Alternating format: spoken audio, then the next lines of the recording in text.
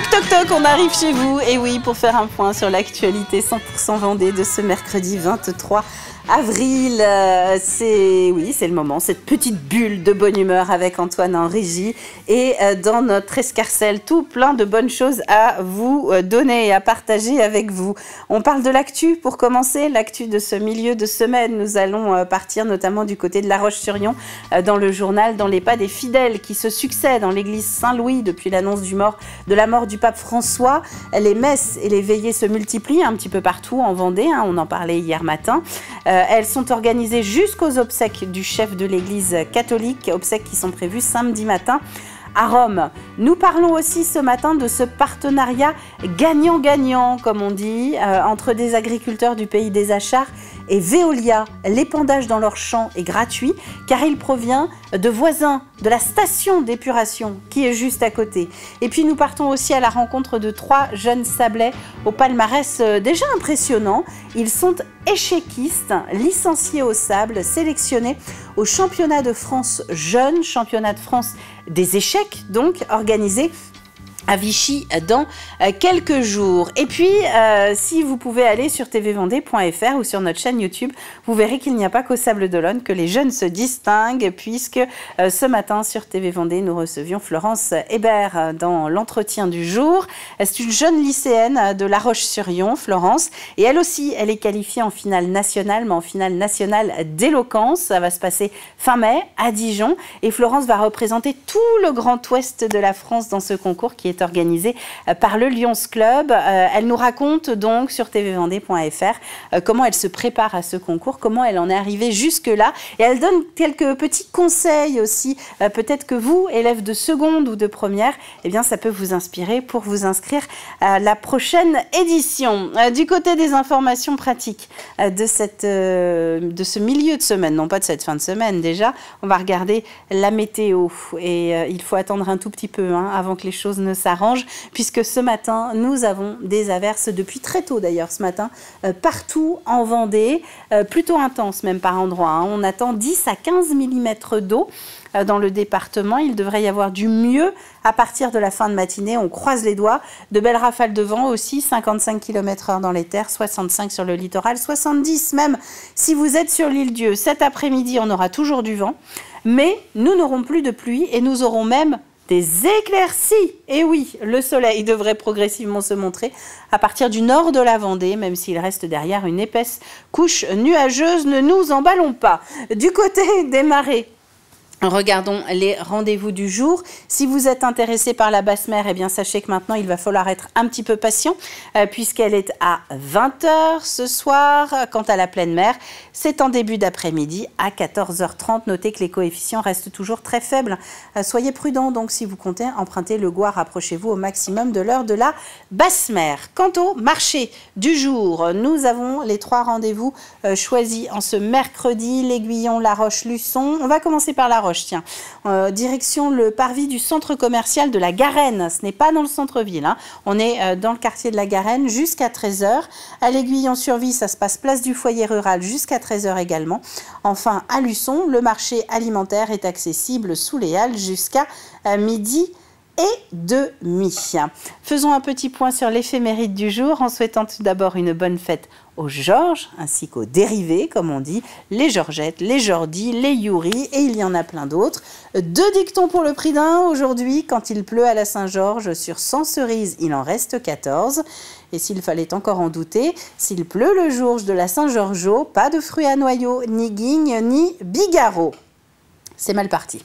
Le soleil, il est avec nous en Vendée jusqu'à 21h04. Nous gagnons 3 minutes d'ensoleillement. Et on va terminer sur cette petite anecdote. Sachez qu'à Avrier, le 23 avril, non pas 2025, mais 1821, eh bien le 23 avril, l'ancien maire de la commune, Arnaud Grossetière, donne à la commune, donc donne à Avrier, les halles qu'il avait lui-même financées en 1819, donc sur ses propres deniers. On passe au journal.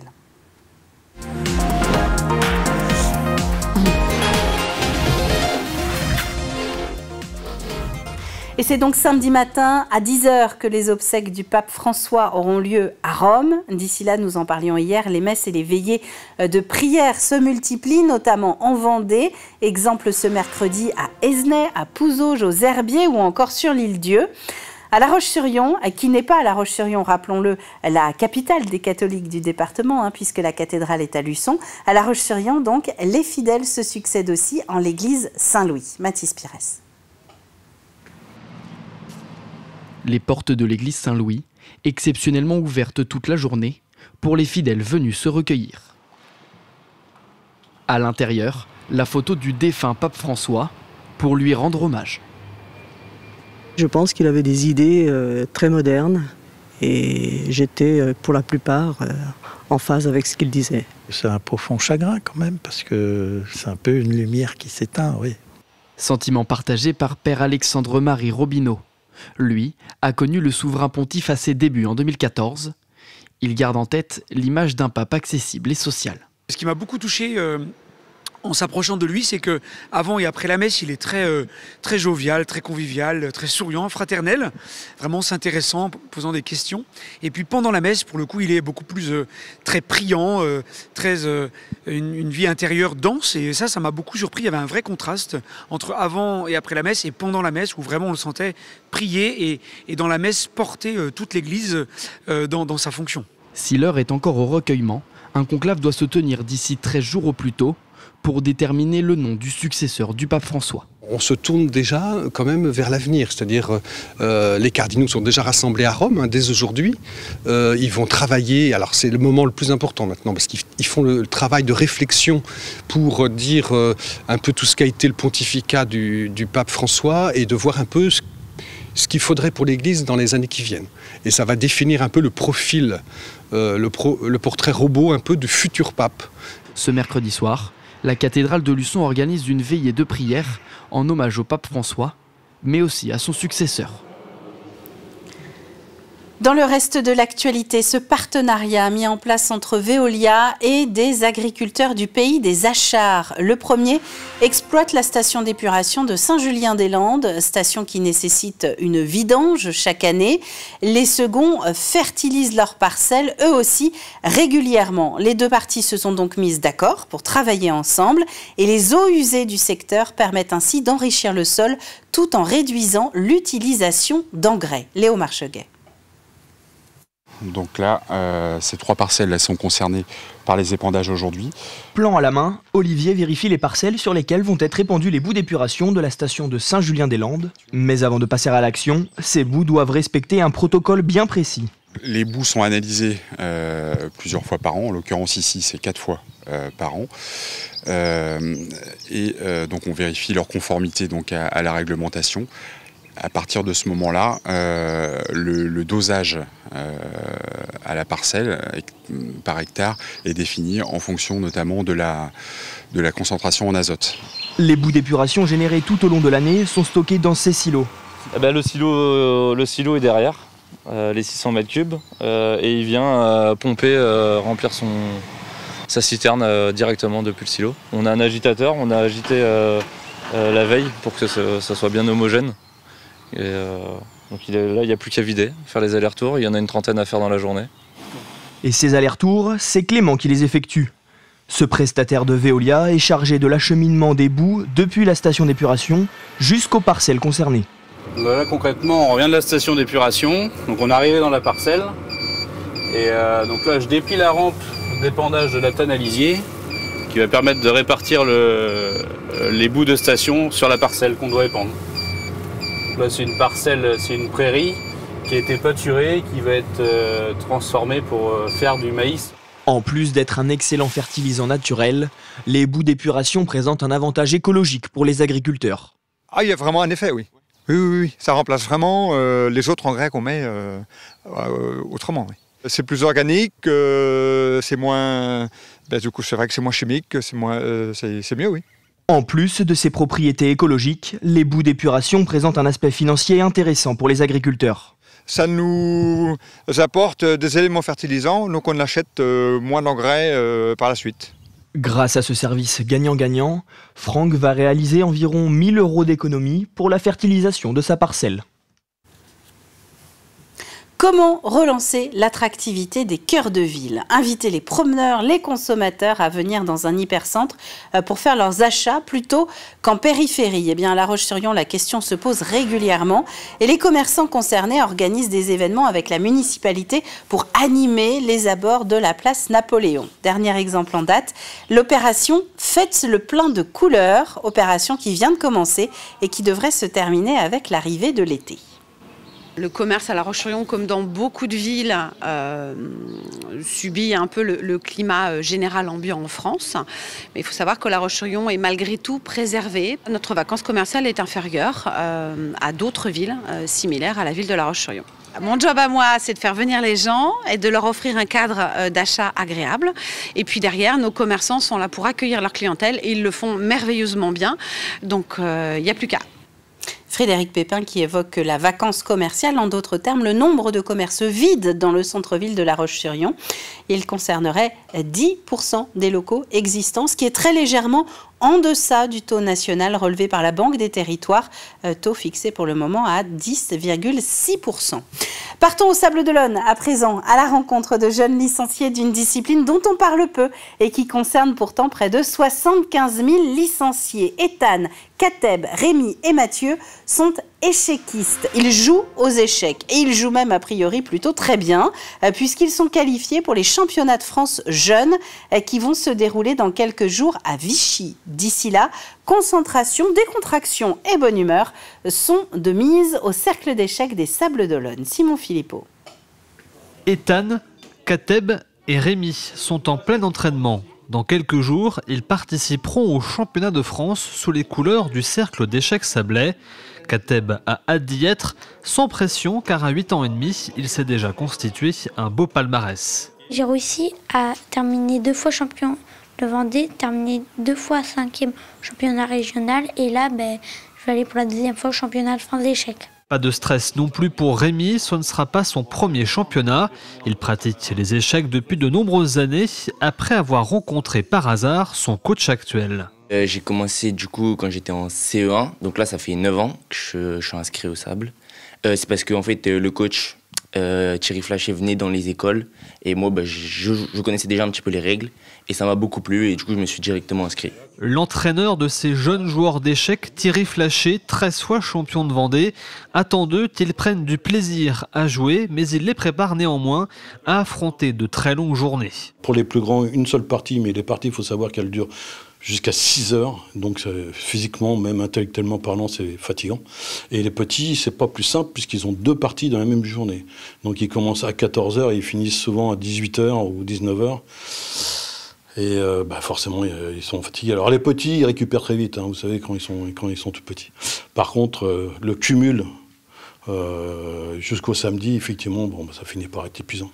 Les échecs sont en plein essor. Au club des Sables-d'Olonne, sur une centaine de licenciés, 39 sont des jeunes joueurs. Il y a eu un boom extraordinaire au niveau des échecs.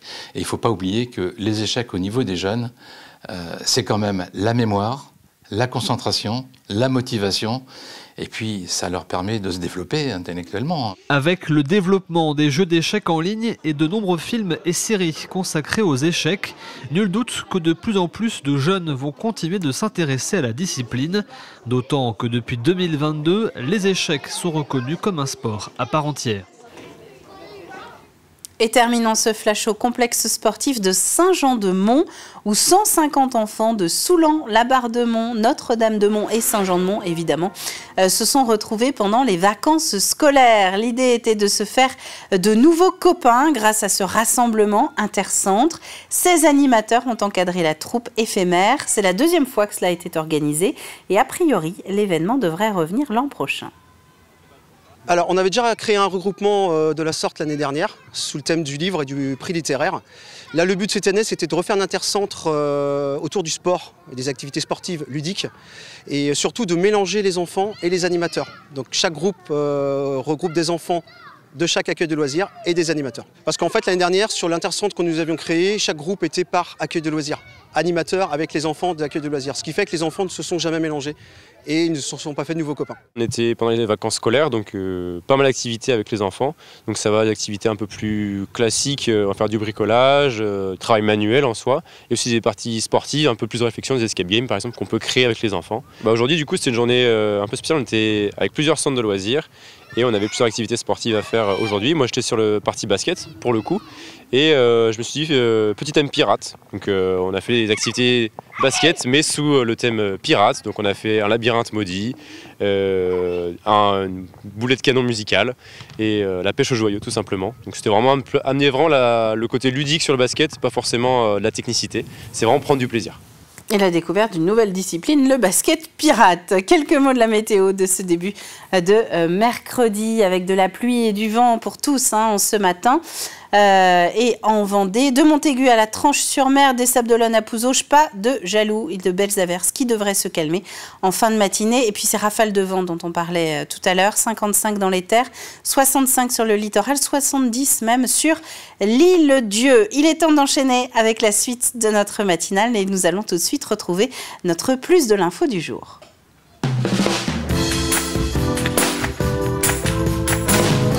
Je vous propose un retour sur le dispositif Louer l'été. Le principe est très simple, il existe depuis 2022 dans l'agglomération des Sables-d'Olonne. L'idée, c'est un coup de pouce financier aux propriétaires qui acceptent de louer leur meublé, non pas aux touristes l'été, mais aux saisonniers, ce qui permet aux employeurs de trouver plus facilement du renfort pendant la haute saison. Écoutez.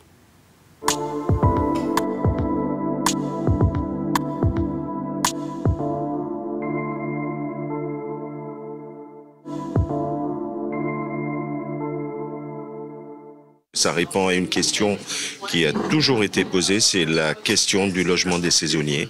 On va chercher les salariés un peu plus loin aujourd'hui, en dehors de notre département, et on a besoin de logements pour les loger. Nous, on va s'occuper de tout en termes de gestion, on va tout faire. On va faire l'état des lieux, on va rédiger le bail, on est accompagné par une agence immobilière solidaire pour toutes les questions immobilières. Donc en fait, le propriétaire est sécurisé, il est complètement accompagné. Et l'employeur, l'avantage pour lui, c'est qu'il n'a rien à faire à part s'occuper du recrutement, et uniquement du recrutement. S'il doit recruter un saisonnier hors Vendée, hors Sables-d'Olonne surtout, il peut lui proposer un logement décent, conforme, meublé, tout équipé, et ça permet de faciliter le recrutement et d'héberger les saisonniers dans de très bonnes conditions. Le propriétaire qui veut mettre son logement à disposition, on va l'inciter avec 2 primes à venir vers le dispositif. La première, c'est une subvention annuelle de 800 €. En fait, le propriétaire s'engage sur 3 ans. Son engagement, c'est lequel? C'est de mettre le logement à disposition pendant 10 semaines. On demande évidemment, si possible, entre juillet et août, qui est bien sûr pour les saisonniers la période la plus intéressante pour la location. Chaque année, le propriétaire percevra 800 €. Donc au bout des 3 années d'engagement, on a un total de 2400 €. Parallèlement à ça, on a une enveloppe, entre guillemets, à disposition du propriétaire qui veut, par exemple, conventionner son logement, faire des diagnostics, des travaux, racheter des accessoires. Je prends l'exemple, un clic-clac, un matelas ou un réfrigérateur. L'agglomération l'accompagne jusqu'à hauteur de 2500 € pour remettre aux normes son logement. En fait, on n'a que 40% qui viennent vraiment du bassin d'emploi. Ça veut dire, par exemple, les sables et aux alentours des sables.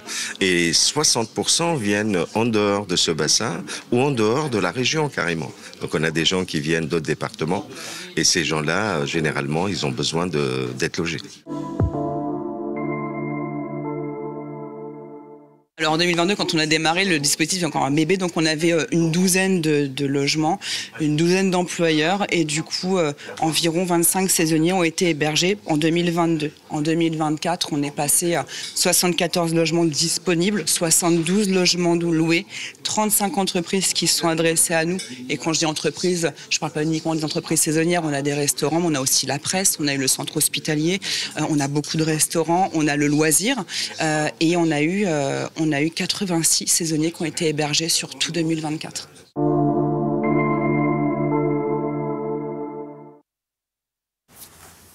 Et pour retrouver toutes les infos, n'oubliez pas tvvendée.fr ainsi que la chaîne YouTube pour retrouver ce plus de l'info et les informations sur le dispositif Louer l'été. Comme chaque mercredi, il est temps maintenant de partir au ciné.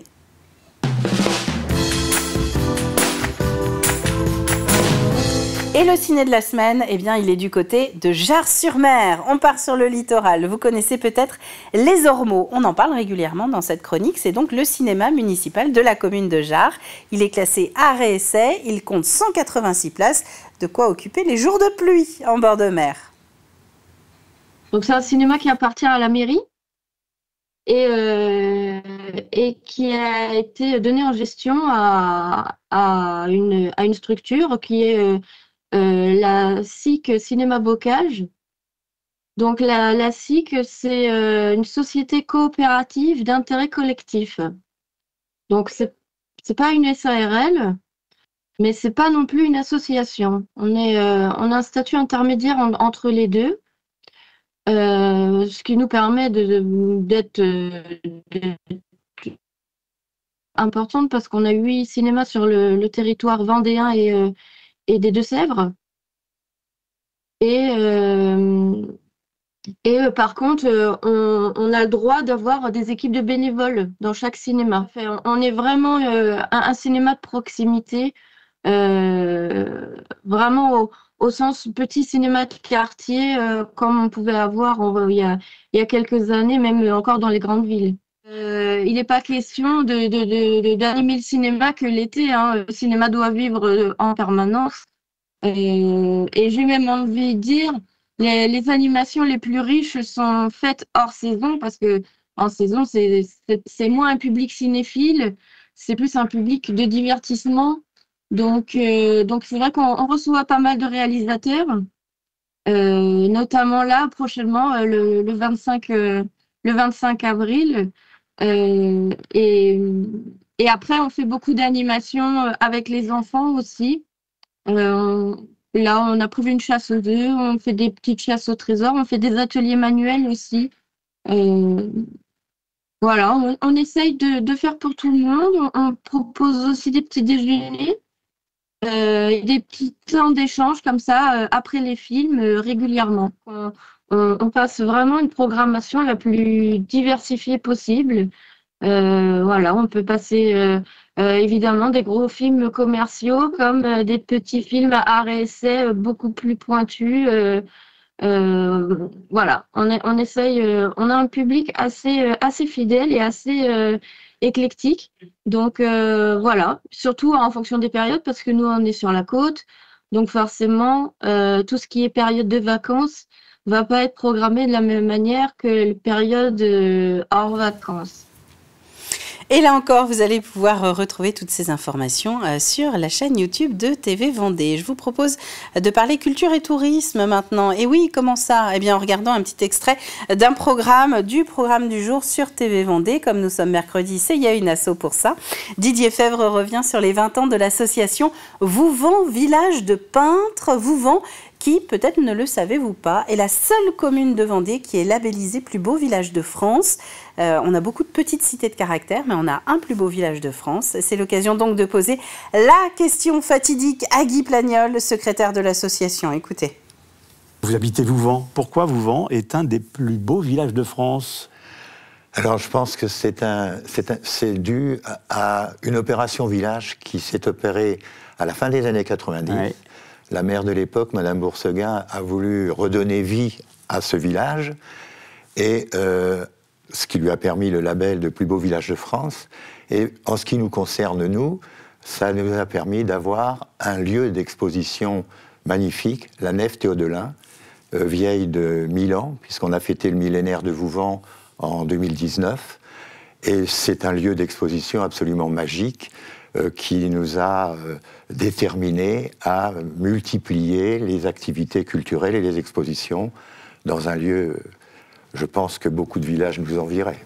Et c'est une émission que vous allez notamment pouvoir retrouver à partir de 14h40 en intégralité. Il y a une asso pour ça aujourd'hui sur TV Vendée avec Didier Fèvre. On fait un petit rappel du jeu de la matinale, si vous êtes d'accord. Enchaînons le jeu de la matinale avec une question donc, que nous avons entamée hier mardi. Eh bien oui, semaine tronquée. Donc nous avons 4 indices pour essayer de trouver la raison de ce choix de nom de scène Chapuz, c'est le nom d'un humoriste vendéen. Vous pouvez d'ailleurs retrouver dans le backstage diffusé hier sur TV Vendée, Chapuz qui présente son nouveau spectacle. Donc Chapuz, de quoi est-ce inspiré ce mot ? Où Serge Marais est-il allé chercher ce nom de scène? Sachez que c'est inspiré d'un verbe et d'une action bien précise. Et c'est ça que je cherche. Vous allez me dire à quoi correspond le verbe chapuser. À la clé, c'est la compagnie vendéenne qui nous accompagne cette semaine dans la matinale avec 2 allers-retours pour l'Île-Dieu au départ de Saint-Gilles-Croix-de-Vie à remporter par l'un d'entre vous. La bonne réponse tirée au sort vendredi après-midi. Votre réponse, eh bien, vous la postez sur tvvendée.fr dans la rubrique Jeux. Là-dessus, eh bien, c'est la fin de cette matinale. Merci à vous d'avoir été une nouvelle fois au rendez-vous. Si vous êtes d'accord, eh bien, nous, on sera là dès 7h demain matin en direct avec Antoine de 7h à 9h. D'ici là, très bon mercredi à vous tous et à demain.